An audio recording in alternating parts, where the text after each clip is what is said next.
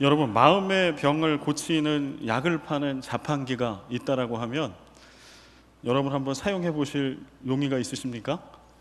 자판기입니다. 가격도 비싸지 않습니다. 500원입니다. 500원 내고 자판기에 딱 여러분의 마음의 병에 해당하는 걸 딱 버튼을 누르면 처방이 나옵니다. 그리고 여러분들은 금세 행복해질 수가 있습니다.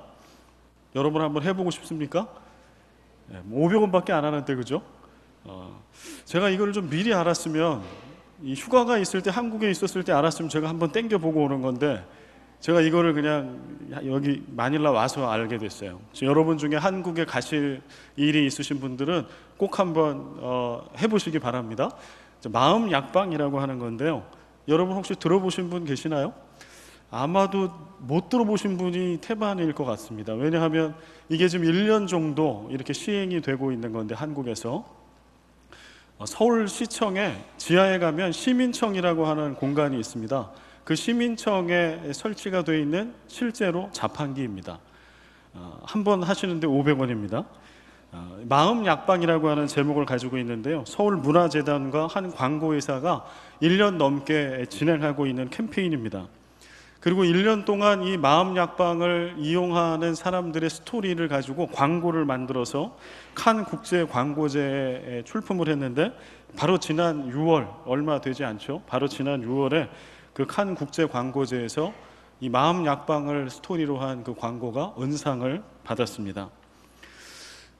여기는 잘 안 보이지만 저 안에 이렇게 좀 들어가 보면은요, 고단한 마음 증상, 그래서 이 자판기는 모든 마음의 병을 다 다루고 있지는 않습니다. 20가지 현대인이 가지고 있는 마음의 병을 다루고 있습니다.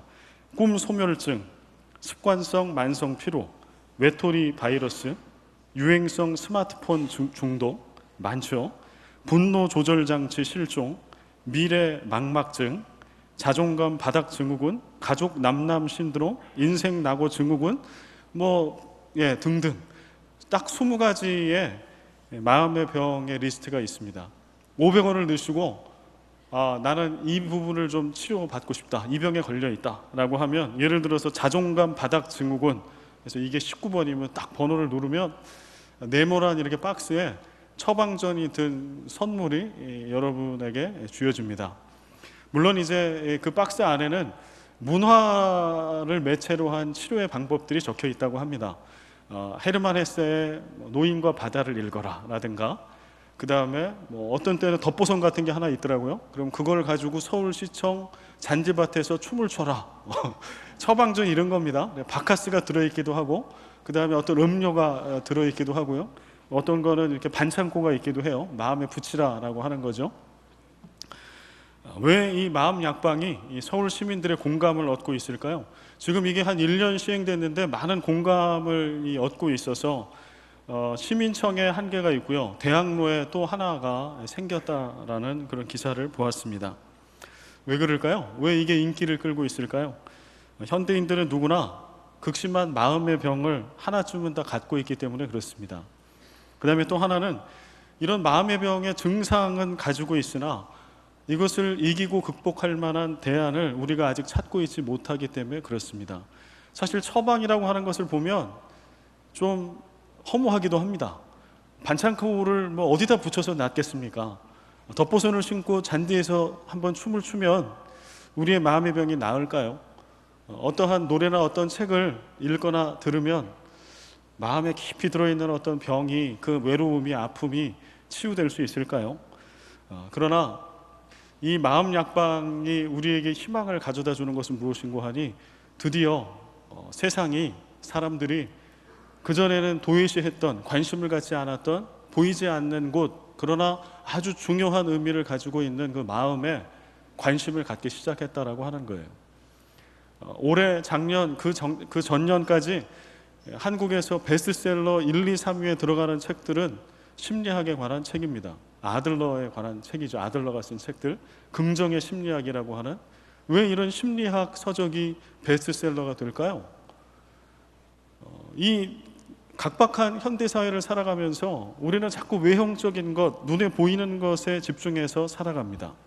특별히 옆에 있는 사람들을 비교하며 무엇을 더 쌓아가는 것, 치장하는 것에 관심을 갖습니다. 그러기 위해 우리는 무엇인가를 소비하는 소비 문화 속에 살아갑니다. 그러나 우리가 살고 있는 이 세상 속에서 발생하는 여러 문제들이 있는데 결국 그 문제가 마음에서 발생하고 있더라고 하는 거예요. 그거를 발견하기 시작한 겁니다. 그래서 외형적인 것이 행복해지기보다 우리의 내면, 우리의 마음이 건강해지고 우리 마음에서부터 행복을 느낄 수 있어야 우리는 행복한 일상을 살 수 있다라고 하는 결론에 도달한 것이죠. 오늘 팔복의 6번째 말씀은 마음을 이야기합니다. 8절 말씀이죠. 마음이 청결한 자는 복이 있나니 그들이 하나님을 볼 것이며. 마음이란 무엇일까요? 마음. 성경에 마음이라고 하는 단어가 들어있는, 마음이라고 하는 그 단어가 들어있는 성경 구절을 제가 한번 찾아봤어요. 그래서 이거를 내가 한번 야심차게 제가 생각했던 것은 이 구절을 다 한번 묵상을 하고 찾아가지고 그룹핑을 해보자. 성경은 마음을 뭐라고 얘기하는가? 뭐 수백 구절이 나오더라고요. 이거를 정리하다가 이제 포기를 했습니다. 앞에 한 3분의 1 정도 하다가 와, 이거는 정리가 안 돼요. 마음에 대한 성경의 말씀이 너무나 많이 있습니다. 이거를 좀 그래도 정리를 좀 소팅을 해보면 성경에서 얘기한 마음이라고 하는 것은 감정과 욕망과 열정의 중심지를 이야기합니다. 감정, 욕망, 열정, 이게 어디서 나온다고요? 마음에서 나온다라고 성경은 씁니다. 뿐만 아니라 생각과 사고와 판단의 중심지가 마음이라고 이야기합니다. 우리가 뭐를 생각해요? 사고해요? 그 다음에 판단하고 결정해요? 어디서 이루어져요? 마음에서. 그 다음에 이 기독교 이 성경 사전을 제가 찾아봤어요. 마음이라고 하는 걸 찾아봤더니 여러 가지 한 페이지 넘는 분량의 설명이 있었는데 그 중에 제 마음을 좀 끌었던 것은 이겁니다. 마음에 가장 가까운 단어를 하나 꼽으라고 하면 무엇을 꼽을 수 있을까라고 할 때 그 성경 사전은 정신이라고 하는 단어를 꼽았습니다. 정신. 마음, 다른 말로 정신이라고 바꿀 수 있다라고 하는 거예요. 그런데 이것이 말이 됩니다. 왜냐하면 우리가 정신을 누구에게 뺏겨요. 그러면 그 사람을 다 뺏기는 거예요. 그 사람의 모든 것을 뺏기는 거예요. 그래서 나라를 뺏을 때 그 나라를 점령한 어떤 한 국가를 점령한 그 점령국은 뭐를 하려고 하나요? 그 곳에 살고 있는 사람의 정신을 뺏으려고 합니다. 그래서 언어를 바꿔버린다거나 문화를 바꿔버린다거나, 그런데 그 중심의 목적은 어디에 있는 거 하니? 정신을 빼앗으려고 하는 데 있어요. 그러나 다른 어떤 정의로 사실 마음을 다 설명하기는 어렵습니다. 왜냐하면 성경에서 얘기하는 마음이 그만큼 포괄적인 것들을 넓게 다 표현하고 있기 때문에 그렇습니다. 그래서 다시 한번 마지막으로 정리를 하면 마음이라고 하는 것, 성경에서 얘기하는 마음은 인간의 일부분이 아니라 인간 속 사람 그 자체를 이야기합니다. 마음이 뭐라고요? 사람. 정확히 얘기하면 속 사람. 구약에서 마음이라고 하는 단어의 뜻은 중심이라고 하는 뜻을 가지고 있어요. 구약에서 쓰고 있는 마음은 중심이라고 하는 뜻을 가지고 있습니다. 그래서 성경에 보면, 특히 구약의 말씀에 보면 하나님께서 어디를 보신다라고 말씀하세요. 물론 하나님은 우리를 너무 사랑하시니까 우리의 머리 털 끝에서부터 다리 끝까지 발끝까지 다 보시죠. 그러나 특별히 하나님은 여기를 보신다라고 성경은 얘기합니다. 어디를 보신다고 말씀하나요? 중심을 본다. 우리 하나님은 어디를 보세요? 중심을 보세요. 오늘 우리 자매님들 아주 예쁘게 하고 오셨고 우리 형제님들은 제일 멋있는 옷을 입고 오셨습니다. 그러나 죄송합니다. 하나님은 어디를 보세요? 중심을 보세요. 우리가 자꾸 속아요. 우리는 겉으로 드러나는 것을 어떻게 하면 멋지게, 내지는 하나님의 마음에 합당하게 어떻게 꾸며볼까, 그래서 어떤 것을 이루어볼까, 그래서 하나님께 좀 내세워볼까라고 생각해요. 그러나 하나님의 눈길은 항상 어디로 가 있어요? 우리의 중심, 우리의 마음.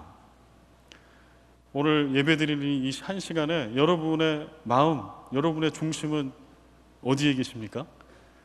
오늘 여기 이 예배당에 함께 와 있는 거 맞습니까? 네, 그러리라고 믿습니다.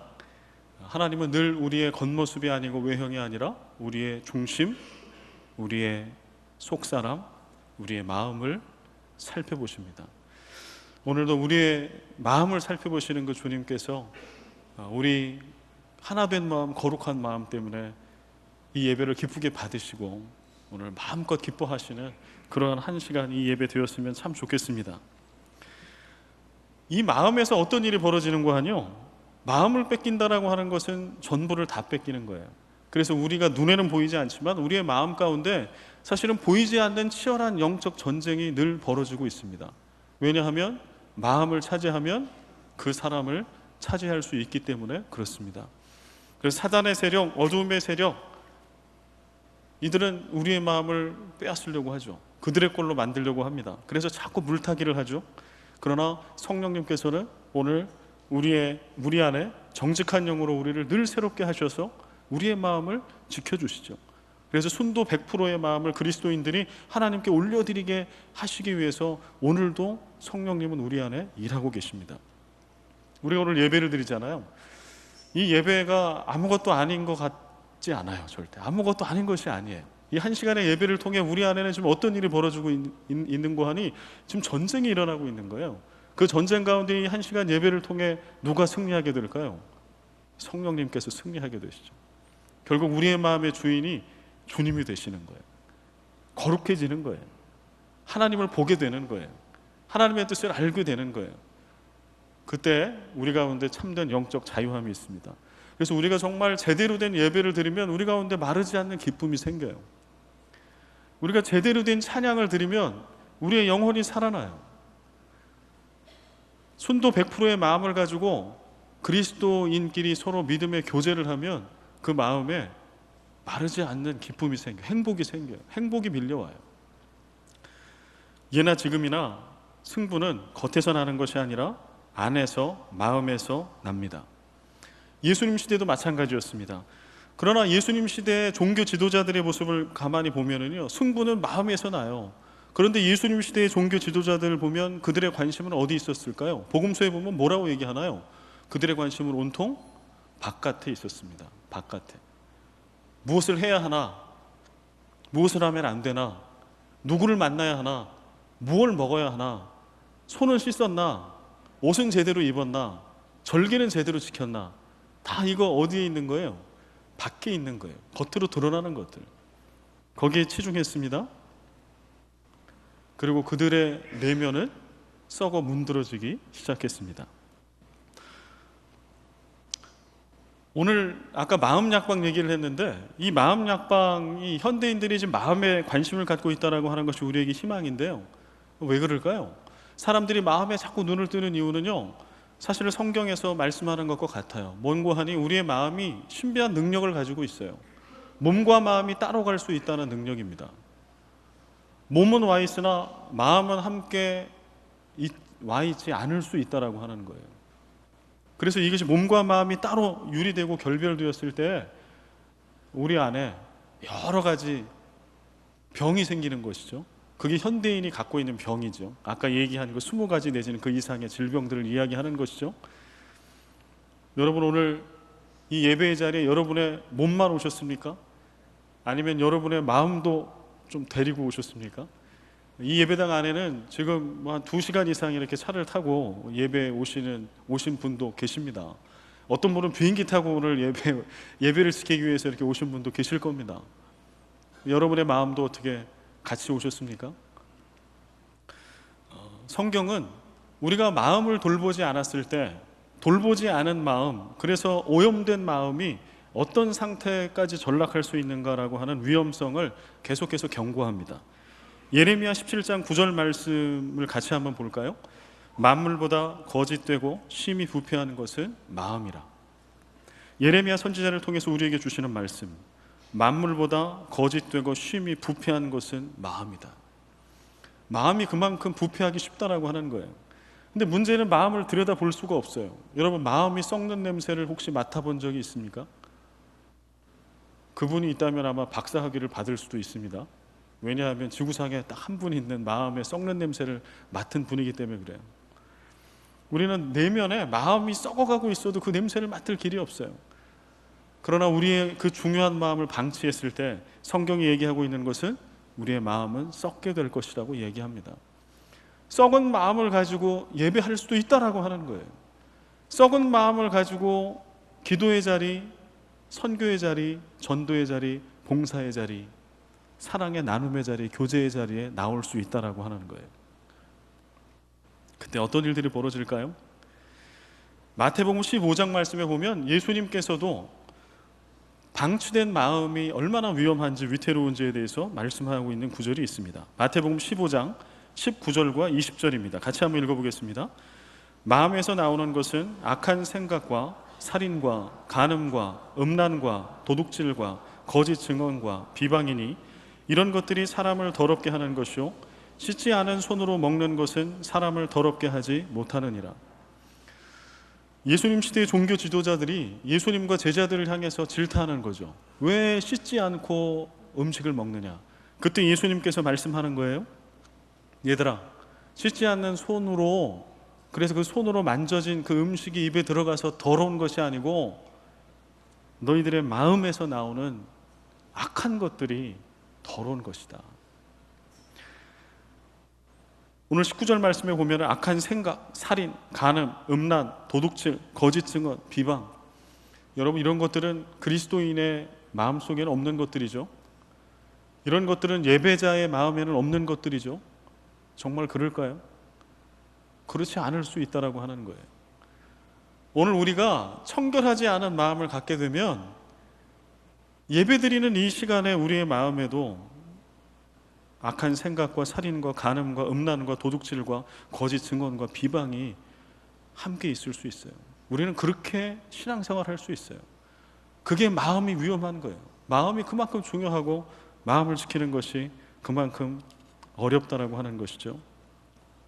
마음이 청결하다라고 오늘 성경은 얘기하는데, 마음이 청결하다라고 하는 말의 의미는 무엇일까요? 이게 상당히 추상적이에요. 그렇죠? 이게 마음이 눈에 보이질 않아요. 그러나 성경은 보이지도 않는 마음을 청결하다, 이런 추상적인 표현을 씁니다. 이 의미를 우리가 분명히 좀 알아야 이 팔복을 어떻게 누릴 건지 우리가 답을 얻을 수 있겠죠. 마음이 청결하다라고 하는 말의 의미는 무엇일까요? 제가 금요일 날 이제 하루 일과를 목양실에서 마치고 집에를 이제 가는데, 보통은 이제 차를 타고 갑니다. 그런데 무슨 생각이 들었는지 좀 걷고 싶더라고요. 그래서 걸어가야 되겠다. 그리고 가방을 이제 들고서 딱 내려가는데 빗방울이 떨어지기 시작합니다.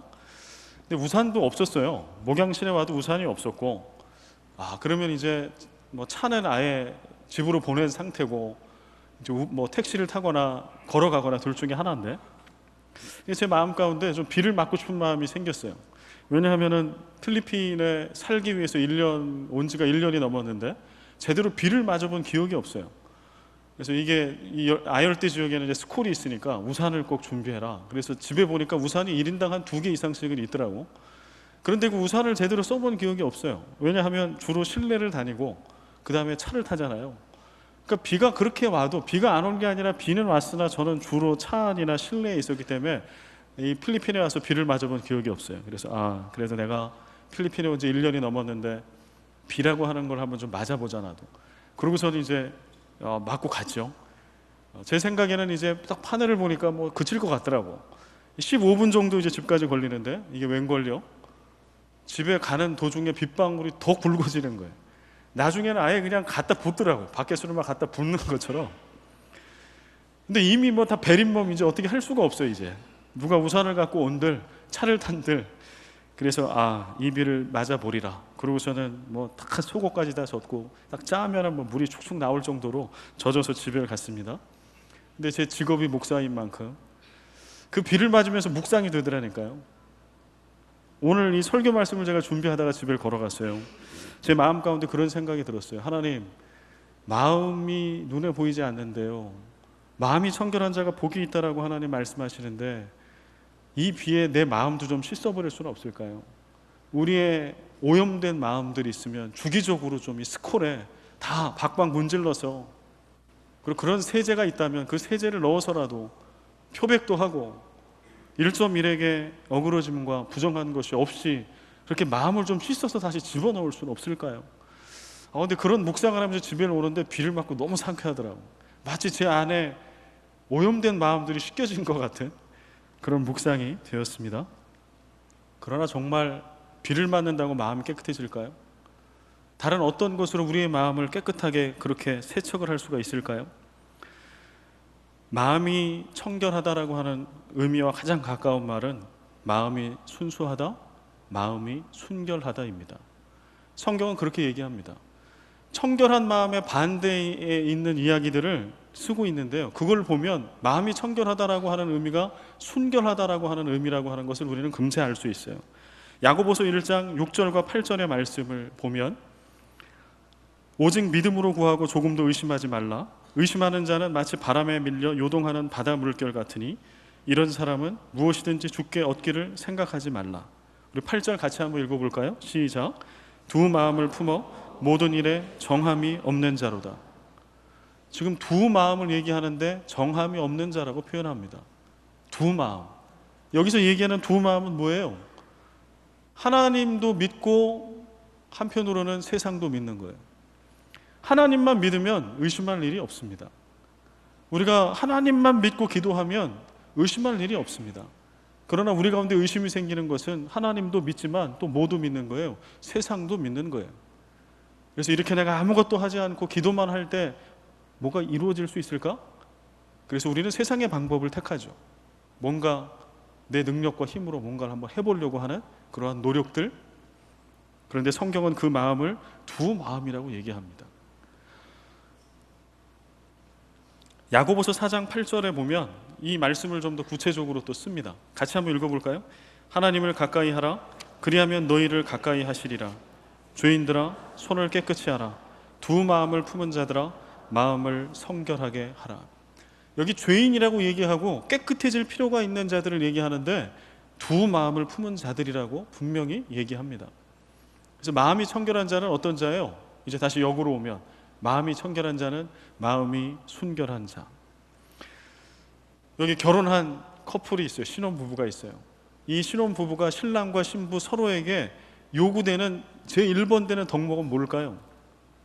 부부간에 제1번 되는 덕목은 뭘까요? 순결 아닐까요? 순결.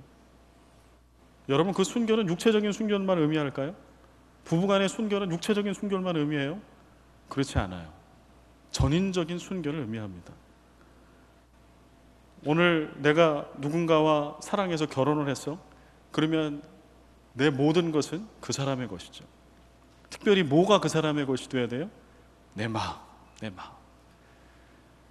내가 오늘 사랑하는 아내와 앞에 밥상 앞에 서로 식사를 하고 있어요. 내 몸은 분명히 와 있어요. 그런데 나는 내 마음을 100%줄 수도 있고 안 줄 수도 있어요. 그게 마음이에요. 신비해요. 몸은 와 있는데 마음은 안 줄 수가 있어. 이것은 순결하지 않은 겁니다. 우리는 얼마나 숱한 사랑하는 사람들에게 순결하지 않은 마음을 주고 살고 있는가요? 우리는 얼마나 숱한 우리 자녀들을 사랑할 때에 순결하지 않은 마음, 몸뿐만 아니라 물질뿐만 아니라 내 100%의 순도 100%의 마음을 다 갖다 주지 않는 그러한 대화, 그러한 식탁, 그러한 사랑의 관계, 그것을 주었을까요? 근데 더 큰 문제는 믿음 안에 그게 있다라고 하는 거예요. 우리가 드렸던 얼마나 많은 예배, 그 예배 가운데 우리의 몸만 와 있는 예배가 있었을까요? 우리의 기도와 우리의 찬양과 우리의 봉사와 우리의 선교와 우리의 전도, 우리의 신앙생활 가운데 얼마나 많은 순간 우리의 몸은 와 있으나 우리의 마음은 주께 다 드리지 않은 순간들이 있었는가요? 오늘 예수님은 그것을 말씀하고 있는 겁니다. 예수님 당대의 사람들의 관심은 온통 외부에 있었어요. 겉으로 보이는 거예요. 그가 얼마나 기도를 열심히 하는지, 저작거리에 고개를 쳐들고 얼마나 때마다 시간을 정해 기도하는지, 그가 얼마나 자주 율법에 따라 금식하는지, 그는 죄인과 함께 식사한 적이 없고 그는 늘 의인들과 함께 식사했고 그들의 관심은 거기 있었어요. 그러나 주님의 관심은 마음에 있었어요. 너희들의 마음이 어디 있었느냐? 오늘 예수님께서는 예수님 당대의 사람, 그때 산상에 예수님의 말씀을 듣고 있던 자들이 전혀 생각하지 못하고 살지 못했던 이야기를 하고 계시는 겁니다. 내 백성들은 다르게 살아야 한다. 외면을 보지 말고 내면을 들여다보고 외면을 주는 것에 만족하지 말고 너희들의 내면, 너희들의 마음을 100% 하나님 아버지께 드려라. 그런 예배를 드려라. 그런 기도를 드려라. 그런 사랑의 삶을 살아라. 오늘 찬양대가 아름다운 찬양을 해주셨는데요, 우리는 어떠한 찬양을 들을 때 은혜를 받나요? 마음으로 드리는 찬양, 영혼으로 드리는 찬양. 그런 찬양은요, 잘하고 못하는 평가를 뛰어넘습니다. 그냥 첫 소절이 딱 나올 때 눈물이 핑 돕니다. 왜냐하면 그는 순결한 마음으로 하나님께 찬양을 올려드렸기 때문에 그렇습니다. 오늘 그것을 이야기하고 있습니다. 오늘 우리는 돌아봐야 할 것입니다. 주님께서는 오늘도 우리가 복받기를 원해요. 팔복의 6번째 복을 우리가 일상 속에 받고 누리기를 원해요. 그러기 위해서 우리는 우리의 마음을 하나님께 온전히 드려야 합니다. 이스라엘 백성들이 숱하게 하나님 앞에 예배를 드립니다. 왕정시대 말기에 북이스라엘 남유다가 멸망을 향해 달려갈 때 그들의 예배는 끝이 없었습니다. 그들의 재물을 태우는 그 짐승의 기름의 냄새, 짐승이 타는 냄새는 끊임이 없었습니다. 그 짐승 재물을 잡는 그 피는 끊이지 않았습니다. 그러나 하나님은 그 예물과 제사를 받지 않는다고 말씀하세요. 그리고 그들의 중심을 바라보시는 그 하나님께서는 나는 너희들의 마음, 나를 사랑하는 그 진심, 순도 100%의 순결한 마음을 나는 받기를 원한다라고 말씀하십니다. 오늘날 우리 가운데도 얼마나 많은 예배가 있나요? 얼마나 많은 신앙생활, 종교 활동이 있는가요? 그러나 우리는 이 한 시간의 예배를 통해 좀 돌아봤으면 좋겠습니다. 우리는 우리의 마음까지 순결하게 하나님께 드리는 예배를 드렸는지, 그런 기도를 드렸는지, 그런 봉사를 했는지, 그런 선교, 그런 전도를 했는지, 그런 일상을, 우리의 직업이 성직이라면 오늘 하나님께서 우리 일상 속에 주신 직업의 현장, 사명의 현장 가운데 우리는 그렇게 순도 100%의 마음을 가지고 하나님 앞에 일하고 사람들과의 관계를 맺었는지,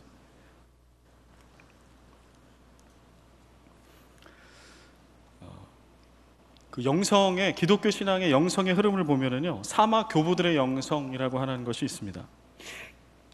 사막 교부들은 3세기부터 5세기까지 이렇게 활동을 했던 사람들, 우리 믿음의 선배들을 얘기하는데요, 그때가 이제 어떤 시기인고 하니 기독교가 로마의 국가 종교로 공인됐던 때를 얘기합니다. 313년에 공인이 되잖아요. 그 전후로 해서 특별히 기독교가 국가 종교가 되면서 교회가 죽어가기 시작합니다. 교회 안에 사막화가 일어나기 시작해요. 교회의 신앙에, 교회의 본질, 교회의 생명력, 크리스찬의 생명력을 잃어버리게 돼요.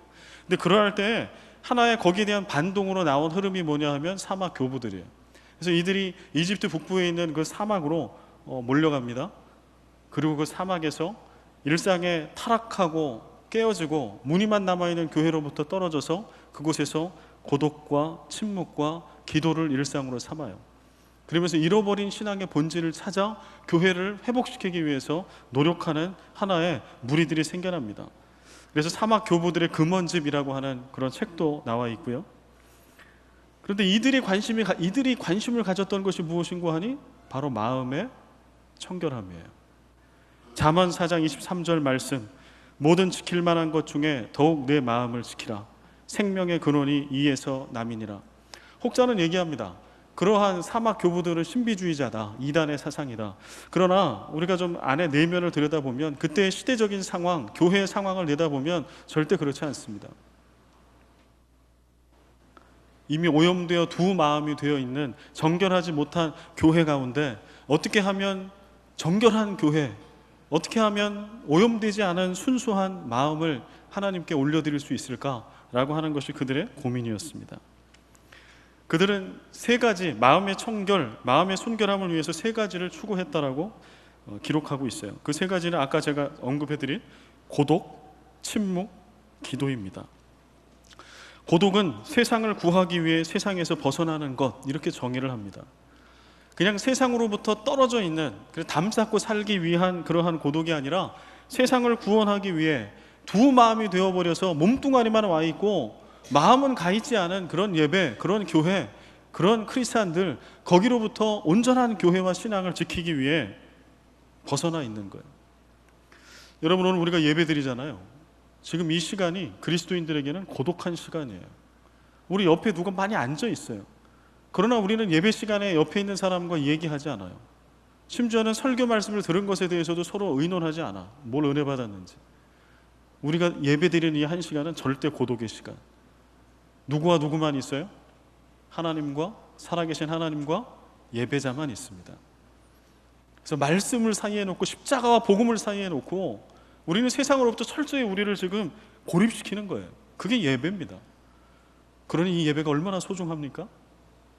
매주 교회 안에 있는 공예배, 기도회, 집회, 이것을 사모하는 마음으로 여러분 나아오십시오. 그 절대 고독의 시간을 즐기십시오. 그 시간만큼은 세상과 좀 유리되어 있으십시오. 여러분이 갖고 있었던 세상적인 생각, 세속주의, 성공에 대한 그런 야망, 그런 분노와 탐욕, 이 모든 것들을 좀 끊으시고 이 예배드리는 이 한 시간에는 주님께 집중하십시오. 그리고 여러분의 내면을 착 돌아보면서 나는 지금 순도 100% 순결한 마음조차 하나님께 드리며 예배하고 있는가 돌아보는 그러한 예배 되어지기를 바랍니다. 두 번째는 침묵. 단지 입을 다무는 것이 아니라 하나님으로부터 말하는 법을 배우는 침묵. 침묵은 전통적으로 오해를 받아요. 그냥 입을 닫는 거라고 생각해요. 여러분, 우리가 이 입으로 얼마나 많은 죄를 범하는가요? 우리는 아무 생각 없이 얘기를 해요. 아니면 실수하면서 깨달아, 이게 아닌데 하면서 계속 얘기를 해. 그러나 사마 교부들에게 얻을 수 있는 지혜는 우리가 침묵해야 한다라고 하는 거예요. 여러분, 말하고 싶은 것들이 있는가요? 입을 닫으십시오. 그리고 내면을 바라보십시오. 그리고 하나님께 말하는 법을 배우십시오. 하나님, 주님의 말씀은 세상을 창조하고 죽은 자를 살리시는 능력의 말씀인데, 하나님, 내 입에서 나오는 말은 늘 사람에게 상처를 주고 사람을 죽이는 독화살이 됩니다. 주님, 나에게 말하는 법을 가르쳐 주십시오. 주님, 제가 사람을 살리는 말을 하고 싶습니다. 주님, 그 말을 내 입술에 주십시오. 세 번째는 기도예요. 이 기도는 하나님의 영광을 위함인지 내 영광을 위함인지를 분별하는 기도입니다. 올 한 해 우리 하나님께서 주신 표어는요, 말씀이 삶이 되며 기도가 일상이 되는 교회입니다. 여러분, 기도는 우리의 호흡이 되어야 하는데 이유는 바로 여기 있어요. 끊임없이 우리 믿음의 동기를 하나님 앞에 아뢰야 하기 때문에 우리는 기도해야 합니다. 하나님, 오늘 내 예배의 동기가 어디 있습니까? 하나님, 오늘 내 연보, 헌금의 동기가 어디 있습니까? 하나님, 우리 교회가 하고 있는 이러한 사역의 동기가 어디 있습니까? 끊임없이 우리는 기도의 자리에 나아가 물어봅니다. 하나님의 뜻을 명확히 보여주십시오. 로마서 12장 2절 말씀 우리 같이 한번 읽어볼까요? 너희는 이 세대를 본받지 말고 오직 마음을 새롭게 함으로 변화를 받아 하나님의 선하시고 기뻐하시고 온전하신 뜻이 무엇인지 분별하도록 하라. 로마서의 결론과도 같이 주어지는 말씀입니다. 너희는 이 세대를 본받지 말고. 우리의 마음이 얼마나 오염되어 있는지요. 그 오염의 원인은 이 세대, 세상의 정신을 우리가 본받기 때문에 따라오는 것입니다. 그래서 우리가 오늘 예배드리는 이 현장에서도 오염된 우리의 마음 때문에 순도 100%의 우리의 마음을 하나님께 온전히 드리지 못하는 거예요. 그래서 우리는 예배를 드려도 마음의 기쁨이 그렇게 크지 않아요. 여러분이 예배를 드렸는데 마음의 기쁨이 크지 않아요? 성령 충만하지 않아요? 100%입니다. 예배자의 그 마음이 오염된 겁니다. 순결함이 깨진 겁니다. 마치 순결함이 깨져서 서로 몸뚱아리는 나와 있으나 부부관계에 서로 부정한 부부가 함께 살을 맞대고 살아가는 거와 똑같아요. 얼마나 불안할까요? 절대 행복할 수가 없습니다. 기쁨이 없어요. 마찬가지. 우리도 부지불식간에 우리의 마음이 세상의 정신과 오염되어 있을 때 그 마음을 정리하지 아니하고 새롭게 함으로, 성령께서 우리의 마음을 새롭게 함으로 하나님의 선하신 뜻이 무엇인지를 헤아려고 하고 찾아가는 그러한 반복적인 고독과 침묵과 기도의 자리를 우리가 갖지 않으면 우리는 우리의 예배를 아무리 많이 드려도 갈증이 나. 우리가 많은 시간 무릎 꿇고 기도를 해도 갈증이 나. 디모데전서 4장 4절과 5절 말씀에 우리가 무엇으로 우리의 마음을 청결하게 할 수 있는지를 쓰고 있습니다. 하나님께서 지으신 모든 것이 선함에 감사함으로 받으면 버릴 것이 없나니. 5절 말씀 같이 읽겠습니다. 하나님의 말씀과 기도로 거룩하여 짐이라. 아멘.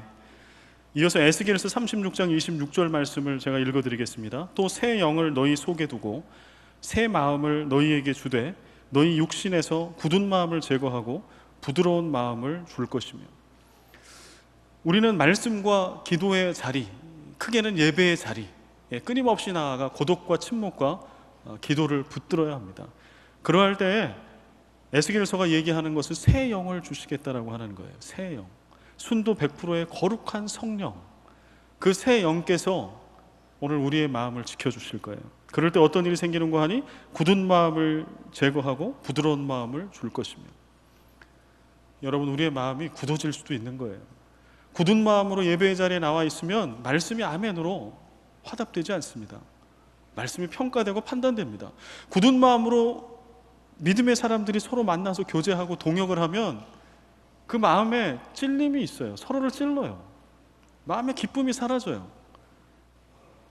그런데 그 굳은 마음이 부드러워지는 마음이 될 수 있다는 거예요. 어떤 때? 말씀과 기도를 통하여 새 영을 우리에게 부어주실 때 우리의 마음은 부드러워진다. 마음이 청결한 자, 마음이 순결한 자는 하나님을 보는 복을 누린다라고 말씀합니다. 하나님을 본다라고 하는 것은 어떤 의미를 가지고 있을까요? 하나님과 가까워진다, 하나님과 친밀해진다라는 말씀과 같습니다. 하나님의 뜻을 헤아려 아는 거죠.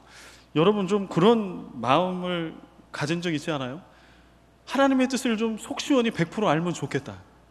여러분, 하나님의 뜻을 우리가 100% 다 알면 우리가 드리는 예배는 다 하나님께 상달되고 우리는 예배 드릴 때마다 천국을 사는 것처럼 자유함과 기쁨이 있지 않을까요? 우리가 하나님의 뜻을 온전히 알아서 기도하면 우리의 기도는 100% 응답받는 기도가 되지 않을까요? 우리가 하나님의 뜻을 온전히 알고 그런 친밀함이 우리 가운데 있다라고 하면 우리 교회가 계획하고 사역하는 모든 것들이 엄청난 열매들이 있을 겁니다. 하나님의 뜻이니까요. 그리고 이 지역사회가 살아나고 이 도시가 살아나고 국가가 살아날 겁니다. 여러분, 하나님과 친밀해지고 싶지 않으십니까? 모든 믿는 자들의 신앙의 목적이 여기 있어야 할 것입니다. 하나님과 친밀해지는 것. 우리의 마음이 순결해질 때, 두 마음이 아니고 한 마음이 되고 순결해질 때 우리는 하나님과 가까워지고 하나님의 뜻을 온전히 헤아려 알고 그분과 그 깊은 인격적인 교제 가운데 들어간다라고 성경은 이야기합니다. 제가 이 말씀을 묵상하면서 이건 뭐와 같은 거 아니요? 제가 맞았던 비 같은 거예요. 이걸 제가 이렇게 이름을 지어봤어요. 스피리추얼 샤워. 우리는 매일매일 스피리추얼 샤워가 필요합니다. 여러분, 매일매일 샤워하시죠? 제가 마닐라에 와보니까요, 더워요. 저는 매일 샤워합니다. 여러분은 잘 모르겠지만 상쾌해져요. 하루 종일 막 이렇게 찌들었던 것들이 이 샤워를 하고 이 묵은 때가 또 땀이 있다 씻겨져 나갈 때 얼마나 상쾌한지 몰라요. 말씀과 기도, 이를 통한 고독과 침묵과 기도의 자리에 우리가 나아가는 것, 이것은 영적 샤워를 하는 것과 똑같습니다. 우리의 몸뚱아리는 그렇게 씻는데 그 중요한 우리의 마음을 우리가 그냥 방치하면 될까요? 심히 부패하기 쉬운 것이 마음입니다. 우리의 마음에서 온갖 악독한 것들이 다 나옵니다. 그러나 그 마음이 새로워지면 세상을 바꿀 수 있습니다. 이 세상 가운데 하나님의 나라를 세워갈 수 있습니다. 하나님을 볼 수 있습니다. 이러한 은혜와 영광, 이러한 능력이 우리가 예수 그리스도를 믿을 때에 순도 100%의 마음을 주님께 올려드려 마음이 청결한 자가 누리는 그 복, 우리 모두의 복이 되고 우리의 몸뿐만이 아니라 우리의 마음까지도 하나님께 올려드려 예배 때마다 은혜가 되고 우리의 믿음의 생활을 하나님께 올려드릴 때마다 우리에게 기쁨이 되고 행복이 되는 그런 그리스도인의 삶이 되시기를 주님의 이름으로 축원을 드립니다. 아버지 하나님, 우리는 우리의 배우자들에게, 사랑하는 사람들에게 순결을 요구합니다. 그리고 그 순결이 깨졌을 때 우리는 그 사람을 떠나고 버립니다. 그러나 우리가 순결하지 않은 마음으로, 믿음으로 얼마나 많은 예배를 드렸는지요, 얼마나 많은 기도를, 얼마나 많은 신앙생활을 주님 앞에 잘한다고 올려드렸는지요. 주님 용서하여 주시옵소서. 이 시간에 성령으로 우리를 새롭게 하시옵소서. 정직한 영으로 우리를 새롭게 하여 주시옵소서. 우리의 관심이 외면이 아니라 우리의 마음에 쏟게 도와주시옵소서. 하나님, 우리의 중심을 보신다고 하였는데 순도 100%의 한 마음, 거룩한 마음 하나님께 올려드릴 때에 팔복의 6번째의 복, 늘 하나님을 얼굴과 얼굴을 맞대는 것 같이 대면하며 보는 은혜가 있게 하시고 하나님과 친밀해져 하나님의 뜻을 헤아려 아는 은혜가 우리 가운데, 우리 교회 가운데 있게 하여 주시옵소서. 이제는 우리 주 예수 그리스도의 은혜와 아버지 하나님의 끝없는 사랑과 성령의 교통하심과 역사하심이 청결한 마음, 거룩한 마음, 순결한 마음, 순도 100%의 마음 하나님께 온전히 올려드려 하나님을 뵈며 행복한 그리스도인의 삶을 살아가기를 다짐하는 예배 가운데 나온 모든 주의 백성들 머리 위에와 그리스도의 핏값으로 세우신 이 교회 위에 이제와 영원히 항상 함께 계시기를 간절히 축원하옵나이다.